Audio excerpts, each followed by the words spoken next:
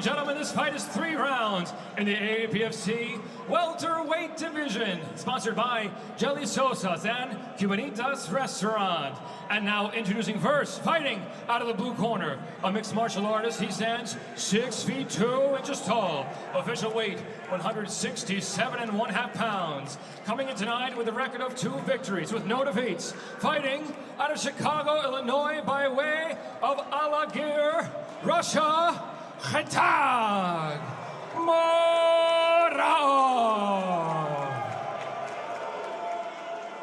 And across the cage, his opponent fighting out of the red corner, a freestyle fighter.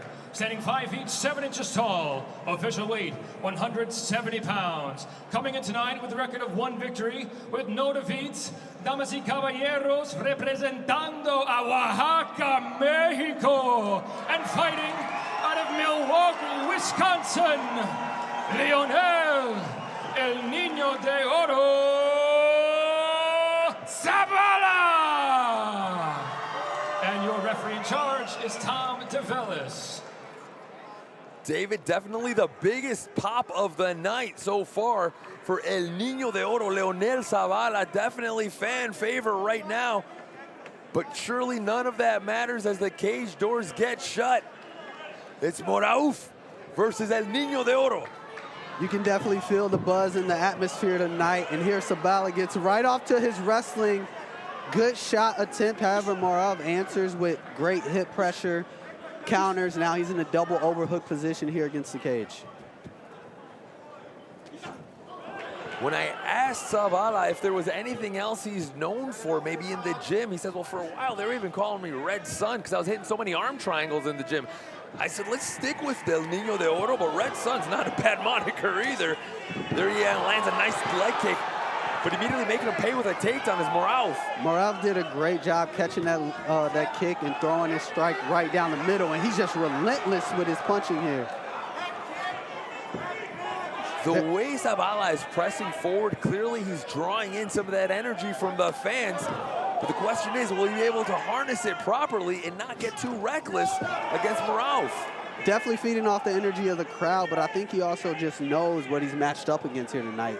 He wants to definitely get out front. Whoa, beautiful right hand by Moraov right down the middle, catching Sabala, putting him on his back there, Christian. Moraov said he wanted to put his striking on display, but it's one thing to talk about it, it's another thing to be about it. There he lands a huge right hand and immediately lands in side control. On top right now is Khetag Moraov. Moraov was very comfortable boxing from the outside, and as you said, he is clearly all about it, man. That piston-like right hand just almost punched Sabala through the canvas.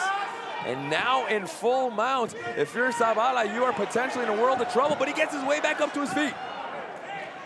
Sabala, he's throwing more so looping punches. Moraov throwing right down the middle. And I don't know if you know anything about physics, Christian, but the closest distance between any 2 points is a straight line. It's almost better to always throw down a straight line as opposed to throwing those looping punches. But with the height disadvantage, Sabala has to kind of work and throw from different angles. I'm far from a physicist, but I am taking notes, David, and definitely the case as Moraov and Sabala are showing that the straight punches of Moraov are proving to be more successful than Sabala's looping.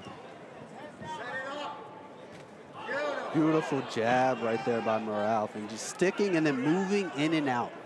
Ref stopped the fight. I believe Moraov lost his mouthpiece there. For a guy that's primarily known as a grappler, Khetag showing us that he is most certainly making strides in his striking, looking very clean on his feet here in the first round. Moraov has a very unique, almost like European boxing style, the way he loops his punches together and just ties everything together, keeps his head down, throws combinations, moves in, moves out. Having great success right now. At 170 pounds, that long frame is most certainly going to prove to be beneficial for the Russian fighter, as the first round was all Moraov, but plenty of toughness on display there for Sabala. Man, they definitely came out just sparks flying from second one of this fight. Moraov definitely had more success with his striking, throwing punches and bunches, countering with that right hand, which we saw a few times there, and just proving he's not just a grappler. Huge right hand, puts his opponent on his back. Almost thought Sabala was going to be out. However, that just speaks to his tenacity, almost laughing it off like, hey, I got caught, but I'm still in this. At no point does Sabala take a step back in this fight so far. David, you know as well as I do that when somebody laughs and shakes it off and says that didn't hurt, that is the universal sign that it hurt. Why else would you want to let everybody know that you're fine? But Khetag Moraov looking very clean. I said as a grappler, coming out and looking extremely well-rounded, and not even taking a single deep breath as Moraov as he prepares for this second round. Sabala's got a bit of an uphill battle here as this fight moves forward. So you're Sabala, you know you're down one round. He came out with the energy and pressuring forward. I think he needs to be a little more methodical and technical in his approach towards moving forward. That's to not get in trouble, take his head off the center line, and he needs to tie up the hands of Moraov. Well, I mentioned that Sabala had trained with funky Ben Askren, and he said that was likely one of the things that he was most proud of is how funky he is. He's difficult to deal with inside the cage because things don't always come to your opponent the way that they expect them, and that's most certainly a feather in the cap of Sabala. For sure. I mean, he's getting right to his wrestling, looking to hook the leg and probably attempt to sweep Moraov. However, Moraov has had great hip position throughout his defense in this grappling exchange. There you see Moraov using that overhook to kind of stop the attempt of Sabala to maybe create a grappling exchange in his favor. Thus far, Moraov not only looking very clean with his striking, but when they do enter these clinches and grappling exchanges, he's more often than not getting the better. Yeah, Moraov with the height advantage, and it's very unique to his grappling how he's able to use the overhook as a defensive position, a defensive mechanism. Normally you want to try to fight and get an underhook, get your hips out, but he's so comfortable standing tall, getting those overhooks, and bringing Sabala to his height. Beautiful scooping uppercut there by Moraov. Timing Sabala beautifully was Moraov, and catching another huge right hand, puts Sabala on his back. Punches and bunches by Moraov, and he's lighting up Sabala here and able to get into a full mount position. Perhaps now we'll see that grappling acumen that we spoke so highly about. Transitioning into the armbar. And how about the toughness of Sabala, shaking off the armbar attempt and working his way back up to his feet. David Evans, we have a fight on our hands. Sabala has went through hell and back, and he is still in this fight, marching forward. Almost Moraov looking to his corner like, what do I have to do to put this guy out? David, you know as well as I do, you can teach someone striking. You can teach them jiu-jitsu and wrestling, but you cannot teach toughness. You cannot, and Sabala has it in handfuls here tonight. Continuing to press forward now is Sabala. 30 seconds left, and this is the second round. An action-packed bout here by the welterweights. Sabala able to finally get that outside trip he was looking for. Has Moraov down to a hip. Now look for him to transition to the back here if he's smart. However, Moraov working his way back up.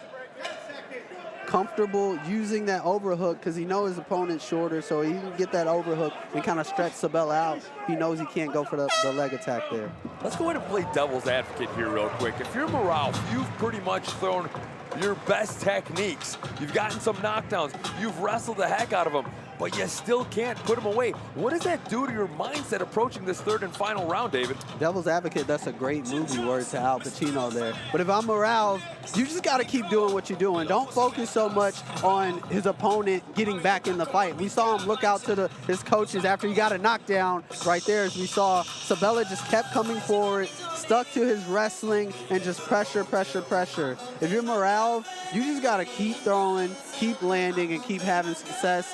Get it out of your mind that you're going to put this guy out. It's probably not going to happen. I mean, he had 2 or 3 different moments in this fight where I thought Sabala should have been out, but somehow he just rises again. So get that out of your mind. Continue to work. I think Moraov is up 2 rounds, so that's going to put the pressure for his opponent here, Sabala, to kind of come and bring the heat a little bit more. But every time Sabala brought the heat, Moraov had an answer and put him down. So this is going to be a very dynamic third round here. So if you're the coach of Moraov, are you asking him to sort of tread water in this third round and play defensive? I mean, two rounds with a very dangerous, scrappy guy like Sabala. You may not want to go toe-to-toe with him right now. No, I mean, I don't say tread water. We know where we have success at. Keep your hands up, keep your chin down, stick to the game plan, and don't give Sabala too much room to work. Well, as you speculated, Sabala now moving forward as he also knows that he needs a finish in this third round.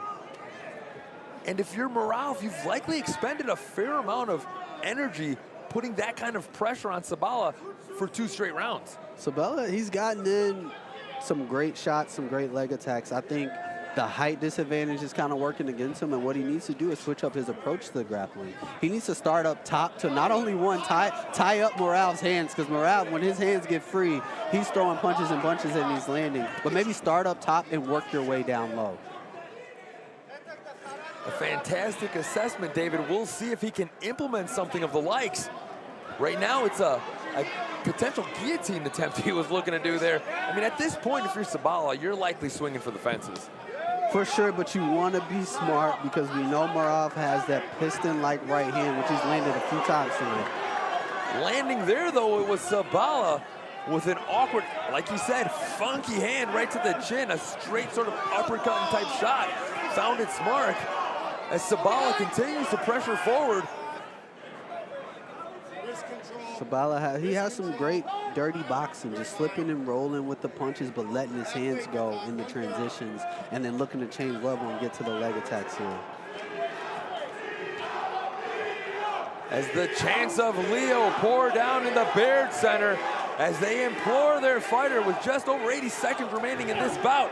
A jumping shoulder strike by Sabala. He had to jump quite high there to get that.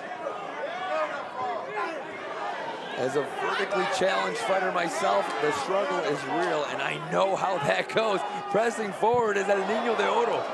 The resilience of Sabala is kind of getting to Moraov there. I think Moraov's still out front here in this fight. However, Moraov is just like, what do I have to do to get this guy out of here? And Sabala's just marching forward, and we can see that wearing on the face of Moraov. Although blood beginning to trickle from the nose of Sabala, likely from that piston-like jab of Moraov, as he continues to press forward, and Moraov continues to counter.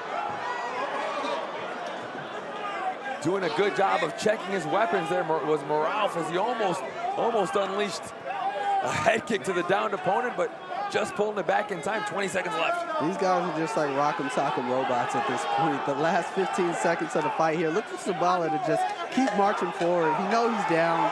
He has to just kind of throw a Hail Mary here and look to put Moraov out in these last few seconds.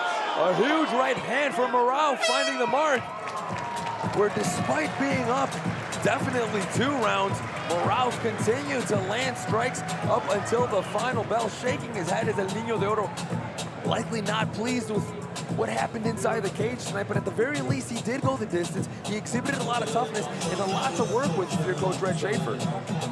Man, that was an exciting fight as we saw these two just close out. Banging here, Moraov sticking with that right hand. He threw it from so many different angles, straight down the pipe.